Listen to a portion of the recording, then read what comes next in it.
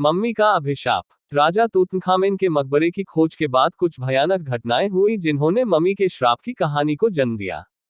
मम्मीकृत फिरौन प्राचीन मिस्र में विभिन्न जादुई शक्तियों के साथ चित्रलिपि में लिखे गए एक या दो संदेश मम्मी के साथ निकटता से जुड़े थे। राजा तूतनखामेन की मम्मी भी अपवाद नहीं थी। एक संदेश जिसमें कहा गया था कि राजा की शांति को भंग करने वाले को मौत तेज पंखों से आएगी, उसकी मम्मी से भी जुड़ा हुआ था।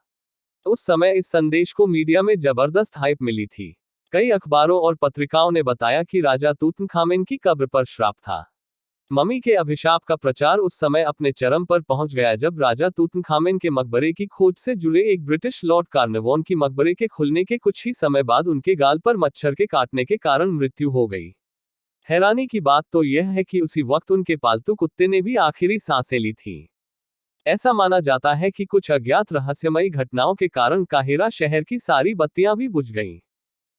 दिलचस्प तथ्य यह है कि राजा के मकबरे की खोज करने वाले हावर्ड कार्टर अपनी महान खोज के बाद 10 और वर्षों तक जीवित रहे।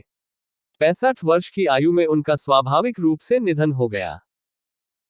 हाल ही में पुरातत्वविदों और वैज्ञानिकों ने पता लगाया है कि मकबरे की दीवार पर पनपने वाले जहरीले बैक्टीरिया हवा में बीजाणु छोड़ते हैं और आश्चर्यजनक रूप से मकबरे के संपर्क में आने वाले लोग इसके कारण बीमार पड़ जाते हैं। यह लॉर्ड कार्नवान की मृत्यु का भी कारण हो सकता है। आजकल पुरातत्वविद और वैज्ञानिक कब्रों और मम्मियों की खोज करते समय मुखौटे पहनते हैं। यह उन्हें हानिकारक बैक्टीरिया और पौधों से प्रभावित होने से बचाता है।